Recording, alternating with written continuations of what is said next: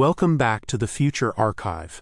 Today, we examine archived broadcasts from June 15, 2026, a time when humanity was still convinced it could outrun its own shadow.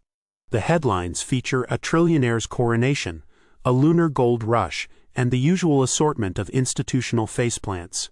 History, as ever, was being written in the margins. The first story. The first trillionaire and the last human job. Elon Musk's net worth crossed the $1 trillion threshold, a milestone achieved through a vertiginous stack of AI ventures, SpaceX's lunar mining concessions, and Neuralink's first consumer-grade brain implants.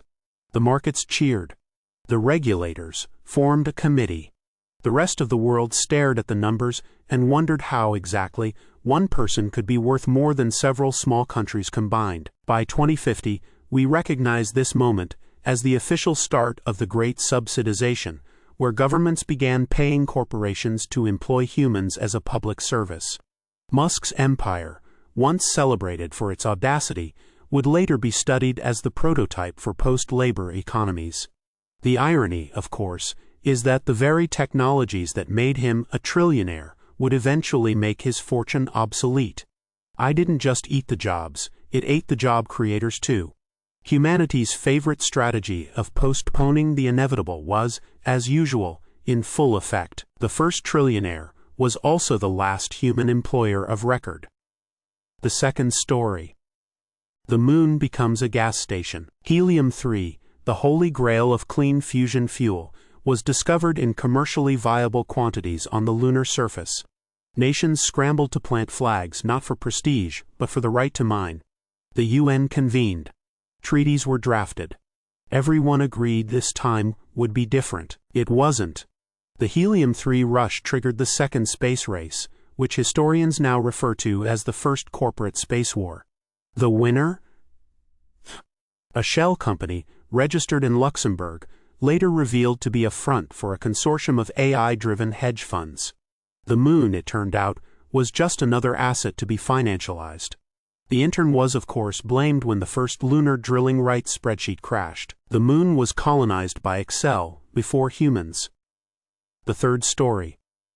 The social media ban that wasn't. Governments worldwide announced a ban on social media for under-16s, citing mounting evidence of mental health crises, radicalization, and the general erosion of reality. The ban was set to take effect in early 2027. Platforms responded by introducing age verification features that could be bypassed with a VPN and a fake mustache. This was the era when regulators still believed bans were a viable solution to problems created by technology. By 2028, the platforms had simply rebranded as educational tools and moved their most addictive features behind paywalls. The subscription wars had begun in earnest. The ban itself was quietly postponed, humanity's favorite strategy, until the children in question were old enough to vote against it. The only thing banned faster than social media was the idea of banning social media. The fourth story. The hero who forgot to look down. In Yemen, a man known locally as the Spider-Man of Yemen, for his daring rescues of children from burning buildings, met his end after falling into a volcanic crater. He had been attempting to retrieve a drone that had crashed during a rescue mission. The irony was noted by everyone except, presumably, the drone. This story became a darkly cherished parable of the 2020s, a time when human heroism was still measured in physical feats, even as the systems around it were collapsing into absurdity. By 2050, the Spider-Man of Yemen is remembered in the same breath as the last human meeting, which, as a reminder, could have been an email. Gravity, it seems, was the one problem no one thought to postpone. The fifth story. The humanitarians who needed saving. Médecins Sans Frontières faced a reckoning when investigations revealed systemic abuse within its ranks, including a sex-for-food scandal involving Sudanese refugees. The organization, long held as the gold standard of humanitarian aid, found itself at the center of a scandal that forced a rewrite of its own history. This was not an isolated incident. As the decade progressed, similar revelations emerged across NGOs, peacekeeping forces, and even AI ethics boards. The pattern was distressingly consistent. Institutions designed to help often replicated the very power imbalances they sought to address. Safety committees, formed in response to other scandals, would later be revealed to have the same structural blind spots.